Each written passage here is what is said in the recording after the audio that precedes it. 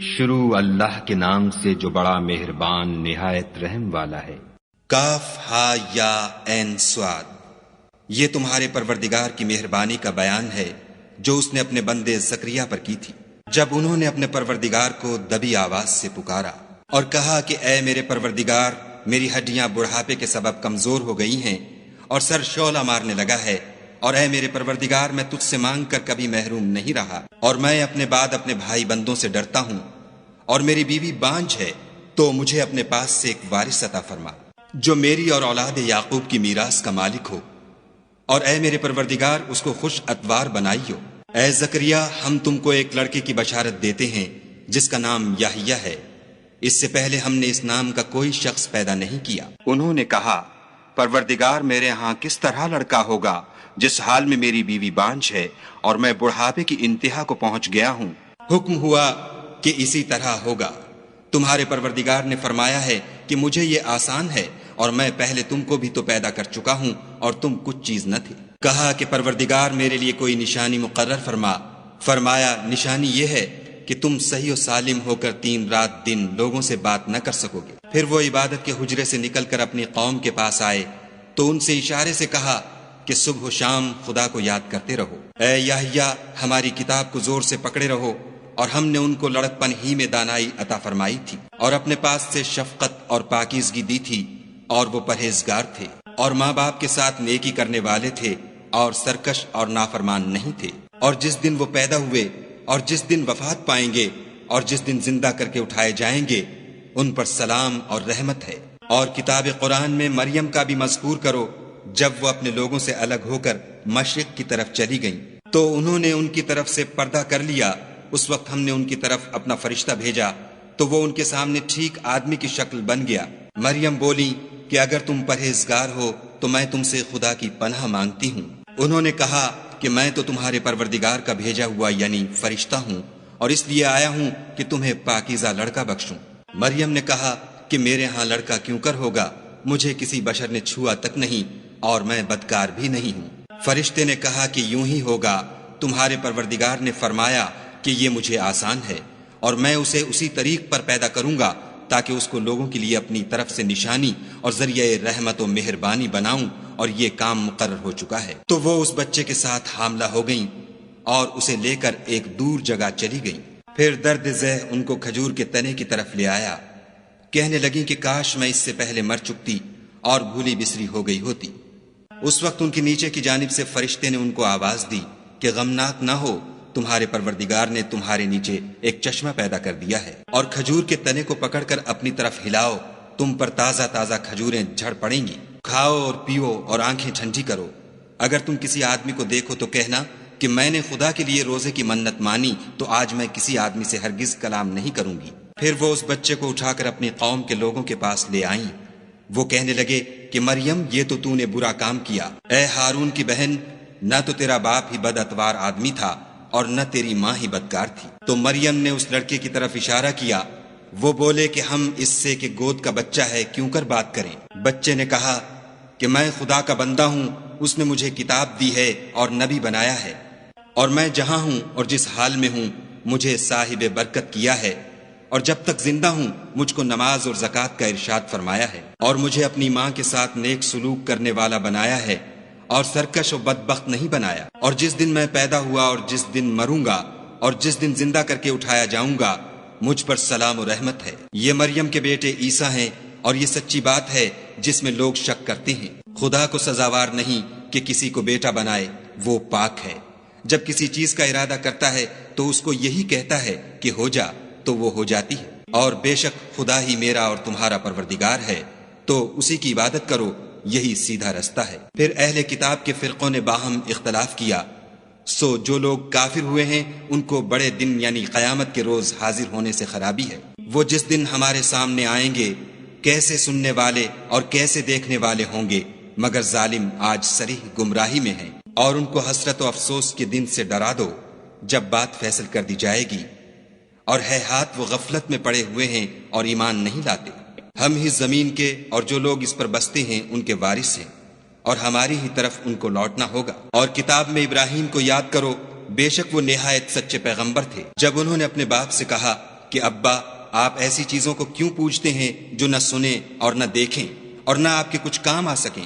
ابا مجھے ایسا علم ملا ہے جو آپ کو نہیں ملا، تو میرے ساتھ ہو جئے، میں آپ کو سیدھی راہ پر چلا دوں گا۔ ابا شیطان کی پوجا نہ کیجیے، بے شک شیطان خدا کا نافرمان ہے۔ ابا مجھے ڈر لگتا ہے کہ آپ کو خدا کا عذاب آ پکڑے تو آپ شیطان کے ساتھی ہو جائیں۔ اس نے کہا کہ ابراہیم، کیا تو میرے معبودوں سے برگشتہ ہے؟ اگر تو باز نہ آئے گا تو میں تجھے سنسار کروں گا اور تو ہمیشہ کے لیے مجھ سے دور ہو جا۔ ابراہیم نے السلام علیکم کہا اور کہا کہ میں آپ کے لیے اپنے پروردگار سے بخشش مانگوں گا، بے شک وہ مجھ پر نہایت مہربان ہے، اور میں آپ لوگوں سے اور جن کو آپ خدا کے سوا پکارا کرتے ہیں ان سے کنارہ کرتا ہوں اور اپنے پروردگار ہی کو پکاروں گا۔ امید ہے کہ میں اپنے پروردگار کو پکار کر محروم نہیں رہوں گا۔ اور جب ابراہیم ان لوگوں سے اور جن کی وہ خدا کے سوا پرستش کرتے تھے الگ ہو گئے تو ہم نے ان کو اسحاق اور اسحاق کو یعقوب بخشے اور سب کو پیغمبر بنایا، اور ان کو اپنی رحمت سے بہت سی چیزیں عنایت کی اور ان کا ذکر جمیل بلند کیا۔ اور کتاب میں موسیٰ کا بھی ذکر کرو، بے شک وہ ہمارے برگزیدہ اور پیغمبر مرسل تھے، اور ہم نے ان کو طور کی داہنی طرف پکارا اور باتیں کرنے کے لیے نزدیک بلایا، اور اپنی مہربانی سے ان کو ان کا بھائی ہارون پیغمبر عطا کیا۔ اور کتاب میں اسماعیل کا بھی ذکر کرو، وہ وعدے کے سچے اور ہمارے بھیجے ہوئے نبی تھے، اور اپنے گھر والوں کو نماز اور زکوٰۃ کا حکم کرتے تھے، اور اپنے پروردگار کے ہاں پسندیدہ اور برگزیدہ تھے۔ اور کتاب میں ادریس کا بھی ذکر کرو، وہ بھی نہایت سچے نبی تھے، اور ہم نے ان کو اونچی جگہ اٹھا لیا تھا۔ یہ وہ لوگ ہیں جن پر خدا نے اپنے پیغمبروں میں سے فضل کیا، یعنی اولاد آدم میں سے، اور ان لوگوں میں سے جن کو ہم نے نوح کے ساتھ کشتی میں سوار کیا، اور ابراہیم اور یعقوب کی اولاد میں سے، اور ان لوگوں میں سے جن کو ہم نے ہدایت دی اور برگزیدہ کیا۔ جب ان کے سامنے ہماری آیتیں پڑھی جاتی تھیں تو سجدے میں گر پڑتے اور روتے رہتے تھے۔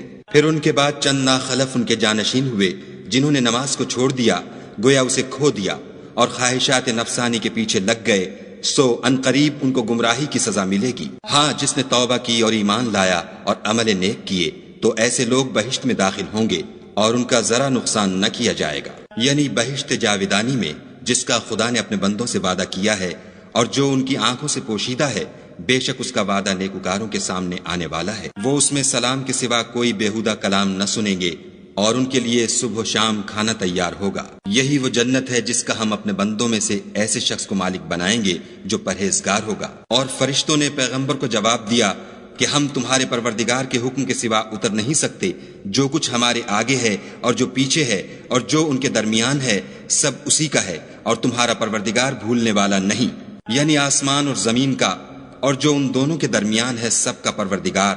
تو اسی کی عبادت کرو اور اس کی عبادت پر ثابت قدم رہو، بھلا تم کوئی اس کا ہم نام جانتے ہو؟ اور کافر انسان کہتا ہے کہ جب میں مر جاؤں گا تو کیا زندہ کر کے نکالا جاؤں گا؟ کیا ایسا انسان یاد نہیں کرتا کہ ہم نے اس کو پہلے بھی تو پیدا کیا تھا اور وہ کچھ بھی چیز نہ تھا؟ تمہارے پروردگار کی قسم، ہم ان کو جمع کریں گے اور شیطانوں کو بھی، پھر ان سب کو جہنم کے گرد حاضر کریں گے اور وہ گھٹنوں پر گرے ہوئے ہوں گے۔ پھر ہر جماعت میں سے ہم ایسے لوگوں کو کھینچ نکالیں گے جو خدا سے سخت سرکشی کرتے تھے، اور ہم ان لوگوں سے خوب واقف ہیں جو ان میں داخل ہونے کے زیادہ لائق ہیں، اور تم میں کوئی شخص نہیں مگر اسے اس پر گزرنا ہوگا، یہ تمہارے پروردگار پر لازم اور مقرر ہے۔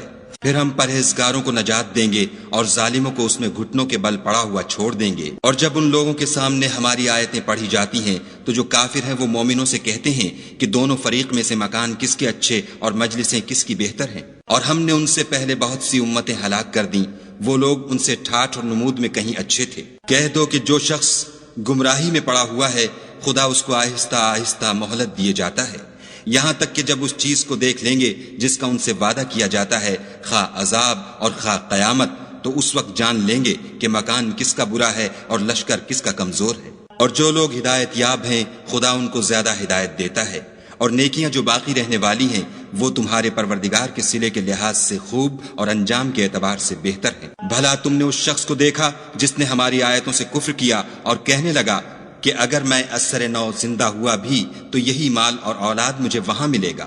کیا اس نے غیب کی خبر پالی ہے یا خدا کے یہاں سے عہد لے لیا ہے؟ ہرگز نہیں، یہ جو کچھ کہتا ہے ہم اس کو لکھتے جاتے اور آہستہ آہستہ عذاب بڑھاتے جاتے ہیں، اور جو چیزیں یہ بتاتا ہے ان کے ہم وارث ہوں گے، اور یہ اکیلا ہمارے سامنے آئے گا۔ اور ان لوگوں نے خدا کے سوا اور معبود بنا لیے ہیں تاکہ وہ ان کے لیے موجب عزت و مدد ہوں۔ ہرگز نہیں، وہ معبودان باطل ان کی پرستش سے انکار کریں گے اور ان کے دشمن و مخالف ہوں گے۔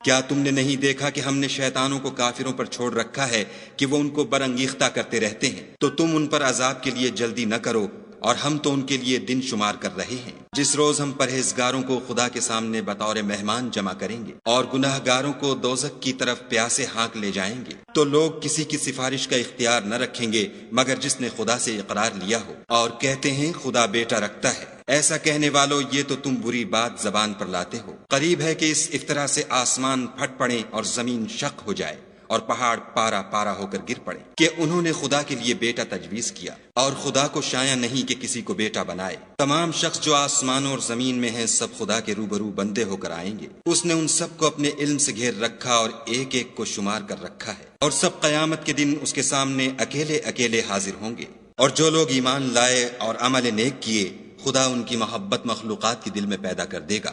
اے پیغمبر صلی اللہ علیہ وآلہ وسلم، ہم نے یہ قرآن تمہاری زبان میں آسان نازل کیا ہے تاکہ تم اس سے پرہیزگاروں کو خوشخبری پہنچا دو اور جھگڑالوؤں کو ڈر سنا دو۔ اور ہم نے ان سے پہلے بہت سے گروہوں کو ہلاک کر دیا ہے، بھلا تم ان میں سے کسی کو دیکھتے ہو یا کہیں ان کی بھنک سنتے ہو؟